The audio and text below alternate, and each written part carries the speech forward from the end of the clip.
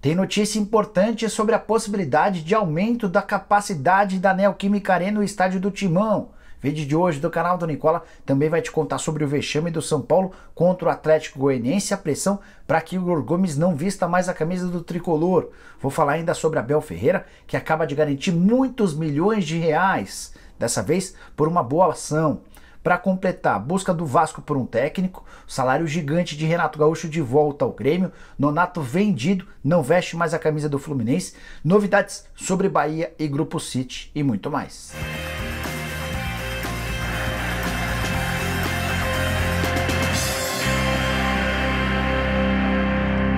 Fala aí pessoal, bem-vindos a mais um vídeo do canal. Ótima sexta-feira para todos vocês e sem perder tempo, bora fazer dois pedidos e começar com o vídeo. Primeiro eu queria pedir para você assistir ao vídeo até o fim, se curtir deixa like, depois se inscreve no canal apertando esse botãozinho vermelho de inscreva-se, beleza? Ah, deixa eu só lembrar que todo esse conteúdo é um oferecimento de Betano, casa de apostas esportivas, que é a patrocinadora master de Fluminense e Atlético Mineiro, e a Betano preparou alguns jogos e cotações bem legais para essa sexta-feira.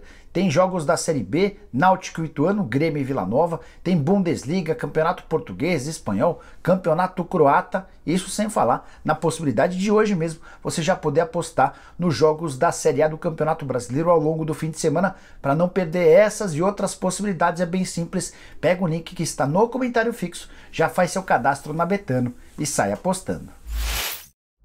Bora começar o vídeo com o tradicional giro de notícias e a primeira informação vem do Corinthians, que realizou nessa quinta-feira uma festa para comemorar seu aniversário. Essa festa contou com a presença de 7 mil torcedores na Neoquímica Arena e um dos momentos mais curiosos da noite foi quando Roberto de Andrade, diretor de futebol do Corinthians em 2012, ano do título mundial, foi convidado a falar. As quase 7 mil pessoas vaiaram o diretor de futebol alvinegro, que quase desistiu da fala. Situação bastante chata, só mostra o quão é mal avaliado o trabalho dele no Timão. Bora contar também que Carlos Vinícius, atacante que quase veio parar no Palmeiras algumas semanas atrás, é novo reforço do Fulham e por uma quantia bem baixa, 4.250.000 libras. Benfica topou vendê-lo por cifras bem inferiores. Palmeiras e Benfica conversavam algum tempo atrás pelo dobro do valor. Bora te atualizar também que o Santos vai ficar com apenas 400 mil reais da transferência de Arthur Gomes do Estoril para o Sporting. Negócio fechado em 2,5 milhões de euros, 13 milhões de reais, mas o Peixe vai ficar apenas com essa quantia pequena. Quero contar também que a torcida do Cruzeiro já adquiriu os 60 mil ingressos disponíveis para o confronto contra o Criciúma, marcado para domingo no Mineirão. Carga de ingressos esgotada. Para completar o giro, Palmeiras na final do Campeonato Brasileiro Sub-20. Empate em 1 a 1 com o Atlético Paranaense nessa quinta-feira, com direito a mais um bonito gol do Endrick que arrebentou com o jogo. Palmeiras passou para a decisão porque já havia vencido em casa na partida de ida por 5 a 2. Agora aguarda o vencedor do confronto entre Flamengo e Corinthians, que se enfrentam no Rio de Janeiro. Na partida de ida, a vitória do Corinthians por 1 a 0. A saideira do giro de notícias contar que a nova camisa do Palmeiras, num tom verde mais claro, tem arrebentado de vendas. Não existem mais modelos à venda, nem nas lojas físicas, nem nas lojas oficiais pela internet. Pelo menos nesse momento, obviamente. Essa camisa já tem 60% a mais de vendas na comparação com o mesmo período da camisa lançada em 2021 e 213% a mais na comparação com a camisa de 2020.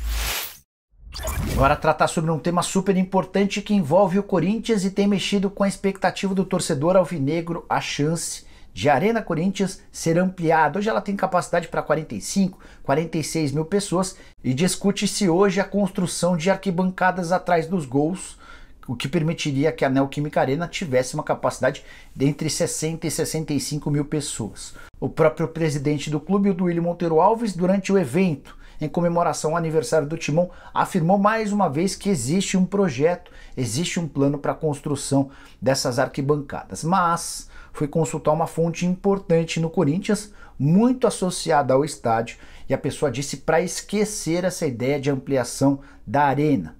Perguntei os motivos e ele elencou alguns.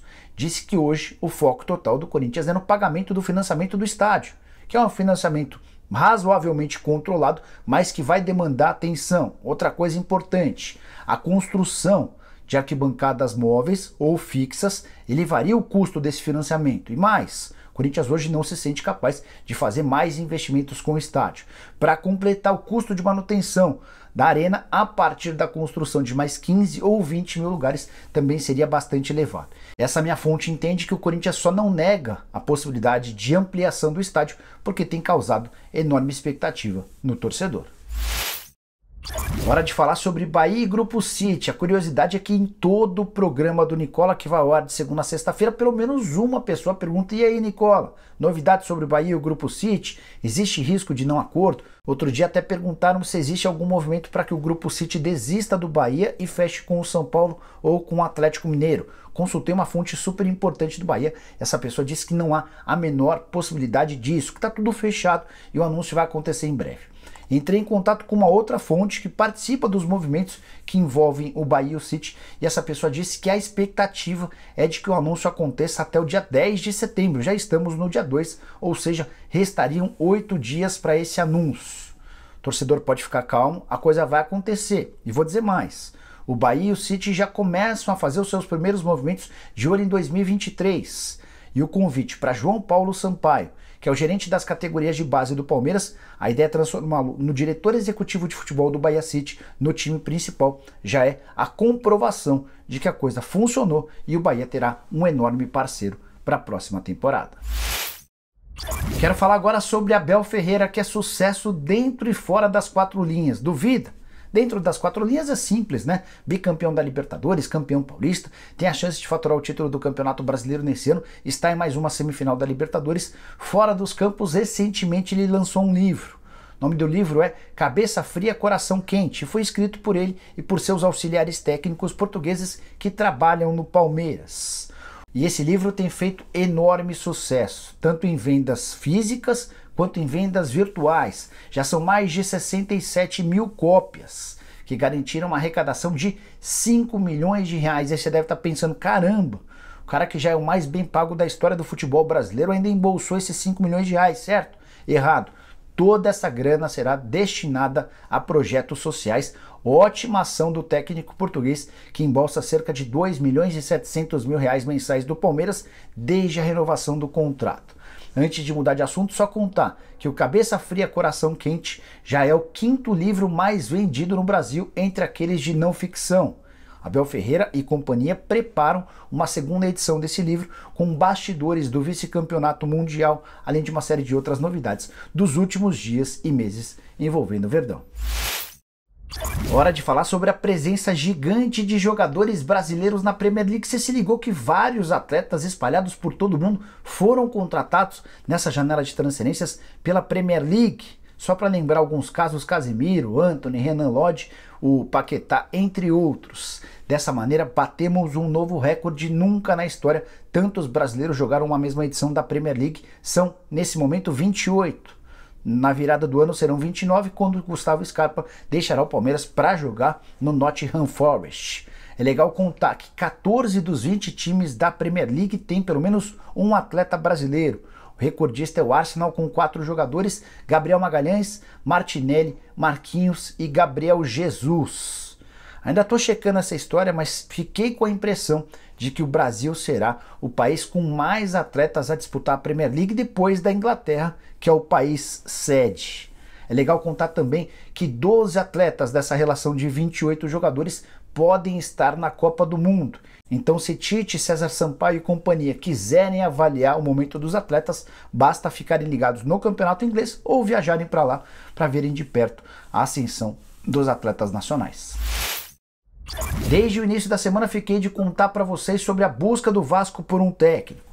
Consegui importantes novidades ao longo da quinta-feira e conto nessa sexta para vocês o que eu consegui apurar. Vamos lá. A 777 está sondando técnicos no mercado. Não há propostas oficiais. Qual que é a diferença entre sondar e fazer proposta?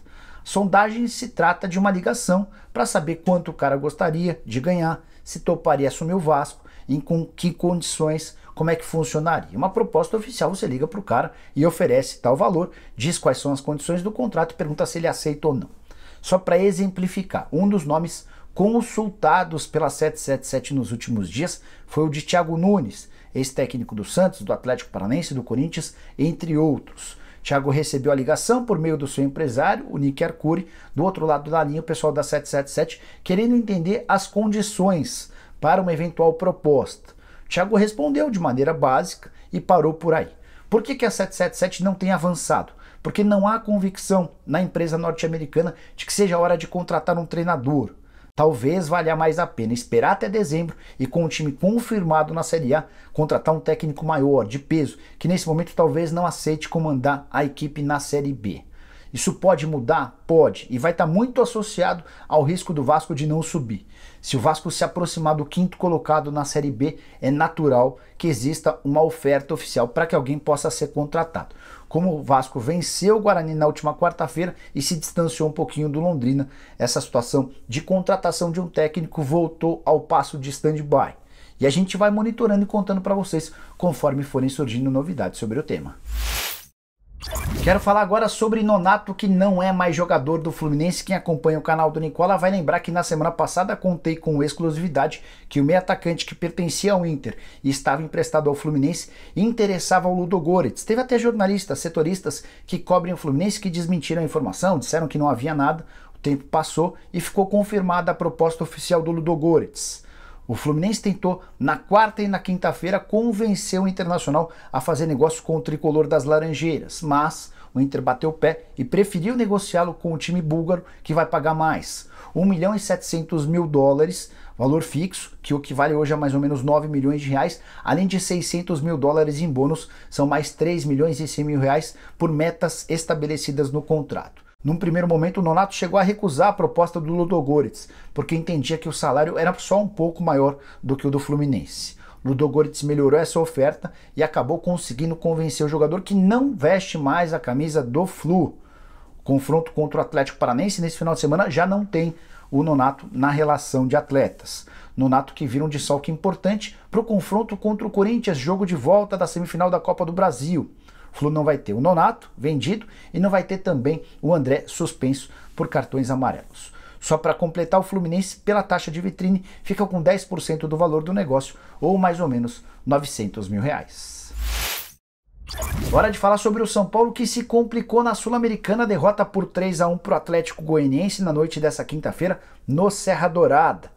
São Paulo sai atrás com o gol do Jorginho, chega ao gol do empate com o Luciano e no finalzinho do primeiro tempo veio Igor Gomes ser expulso de forma absolutamente desnecessária. Com um jogador a menos e com erros na substituição de Rogério Ceni, São Paulo tomou o segundo gol, marcado pelo Shailon, ex-jogador do São Paulo, e ainda tomou o terceiro, anotado por Léo Pereira. O segundo gol foi mais uma falha do Jandrei, goleiro que não tem qualidade e capacidade para vestir a camisa do tricolor. Erros sucessivos que agora colocam o São Paulo numa situação extremamente difícil. Na próxima quinta-feira o tricolor vai precisar vencer por 3 ou mais gols de diferença para garantir classificação para a final da Sul-Americana. Caso vença por 2 gols, a decisão vai para pênaltis. Qualquer outro resultado elimina o São Paulo da Sula, tricolor que também deve cair na Copa do Brasil depois de perder por 3-1 em casa para o Flamengo. O momento do São Paulo é péssimo. São 4 derrotas consecutivas. Nos últimos 8 jogos, 6 derrotas, 1 empate e só 1 vitória. Rogério Ceni disse no vestiário que é obrigação do tricolor passar de fase. São Paulo vai precisar, a qualquer custo, eliminar o Atlético Goianiense. E a repercussão da derrota por 3-1 já começa quente. Pelas redes sociais, a torcida independente, a maior organizada do São Paulo, postou o seguinte, abre aspas: muito respeito com a camisa tricolor canalhas. Igor Gomes querendo dinheiro para renovar contrato? Rogério Ceni mostrando teimosia mais uma vez? Se essa diretoria tiver vergonha na cara, já afasta o Igor Gomes. E, se o Rogério tomar as dores, manda ele embora também, fecha aspas. Queria a sua opinião. São Paulo ainda passa pelo Atlético Goianiense? O que acontece com o tricolor? Rogério Ceni merece demissão? Use o espaço para comentários e diga aquilo que você pensa. Bora fechar o vídeo com a grande bomba da quinta-feira. Renato Gaúcho é o novo técnico do Grêmio. O tricolor usou suas redes sociais para confirmar a demissão do Roger Machado, a saída do diretor de futebol Denis Abraão e a chegada de Renato Gaúcho, que assinou contrato somente até o fim da atual temporada e vai ter salário de R$ 950 mil por mês. um dos técnicos mais bem pagos do país, mesmo levando em consideração que o Grêmio hoje, um time de segunda divisão, ele volta para ganhar o mesmo patamar financeiro de sua última passagem. Com um detalhe ainda mais importante, o Renato ainda vai ter direito a um bônus caso o Grêmio confirme a classificação ou acesso para a primeira divisão. Tricolor que caiu para o quarto lugar depois dos resultados de meio de semana, derrota para o Criciúma e vitória do Vasco da Gama. O Grêmio nunca correu tanto risco de não subir quanto agora. Até por isso o presidente Romildo Bolzan tomou a decisão de demitir o Roger Machado e contratar o Renato, que volta com um auxiliar técnico. Legal contar para vocês que os dois candidatos à presidência do Grêmio, a gente vai ter eleição nos próximos meses, deram um aval para a contratação do Renato Gaúcho, embora não exista nenhum acordo para a próxima temporada. E a contratação do Renato para o lugar do Roger Machado repete algo que a gente viu alguns anos atrás. A passagem do Renato pós-Roger Machado foi das mais vitoriosas, com direito inclusive a título da Libertadores da América.